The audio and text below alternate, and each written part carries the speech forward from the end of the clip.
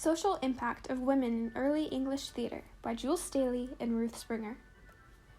In England during the 1600s, an absence of professional actresses in theatre reflected the existing rigid roles for women in society. On December 8, 1660, the first professional actress performed as Desdemona in Othello after King Charles II legalized the inclusion of actresses in stage productions. As women began to perform, communicating gender equality and creating outlets for women to communicate through writing, they took the first steps in the right direction, finding greater acceptance in English society outside of the home, yet they were still far from being viewed as equal. Origins of Western traditional theater go back to around 532 BC. Putting their practice into tragic plays, these performances took place in ancient Greece and Rome. At the time, women were considered inferior to men, so they weren't seen on stage. This resulted in men playing female roles, including powerful women characters. Most women were not allowed to perform, and it stayed like that for a long while until the 1600s hit. After the Civil War, executions, and political turmoil, King Charles II, son of King Charles I, became King of England in 1660. The Civil War had resulted in the beheading of his father and even the rule of a republican government over the British. Eventually, Cromwell, leader of the Parliament, died, leaving Charles II to become the king. Charles II restored English monarchy, resulting in the Restoration period in the 1660s. Due to religious and political reasons, theater had been closed for 18 years. However, after bringing some of his personal tastes, influenced by the time he spent in France, King Charles II showed his liberalism by throwing out oppressive laws, opening up theater for women. Positive and negative reactions occurred from viewers, but inspiring women came up from this and became actresses, playwriters, theater managers, and more.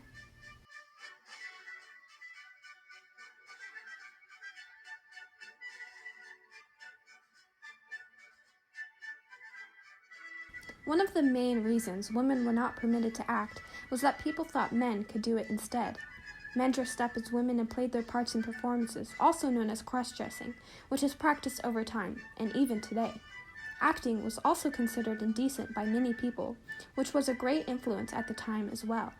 Acting was considered a low-class profession, though it did pay well.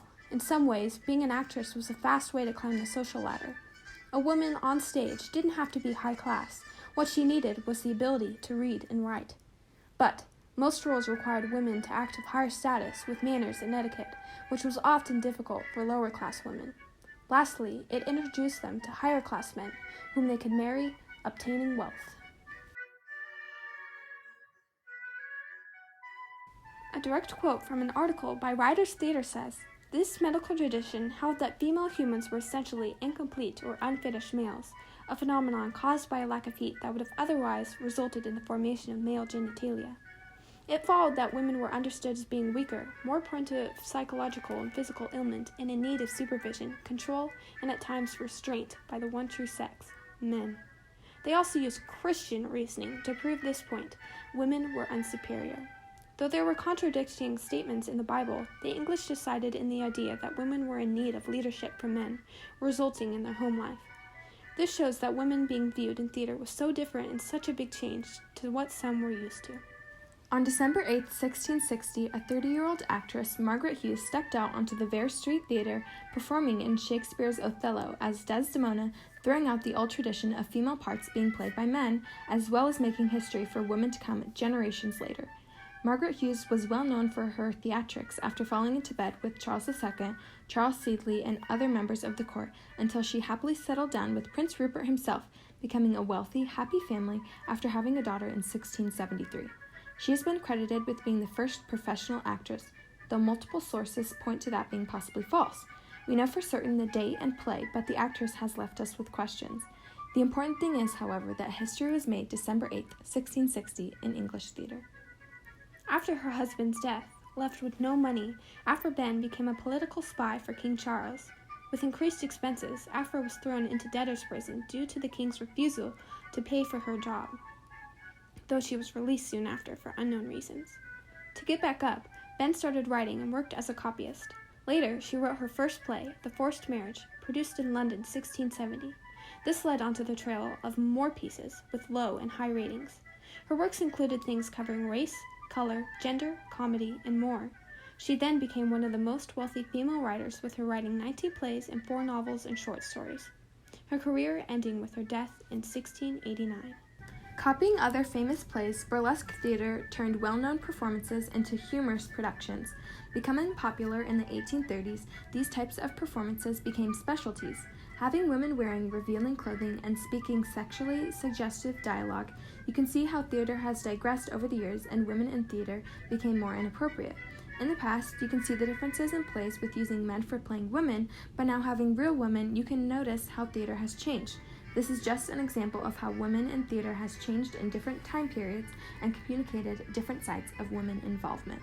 The true importance of this all was that actresses communicated to other women that they also had potential. Uprising women who used theater as an outlet to show their talent became role models for other women, inspiring many to start making differences to their daily routine.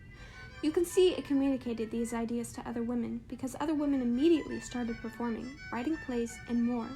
The call for women in theater grew, for more wanted this new edition. Not only did it communicate to women then, but to women today.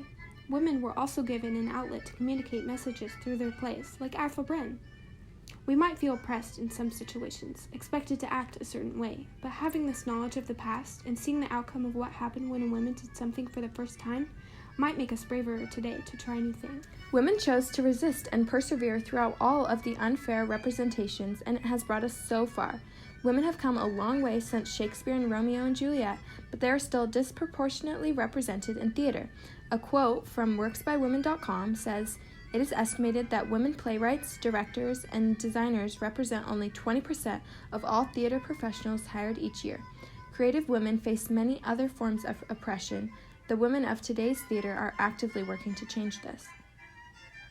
Even if they didn't know it, women such as Eliza Vestris, Margaret Hughes, and Aphra Behn made a huge impact on society back then, which led to our society today. Women were, and still are, just as capable at achieving greatness as men, and they proved that time and time again. This was an explanation of the social impact of women in early English theater by Jules Staley and Ruth Sprenger. Thank you for your time.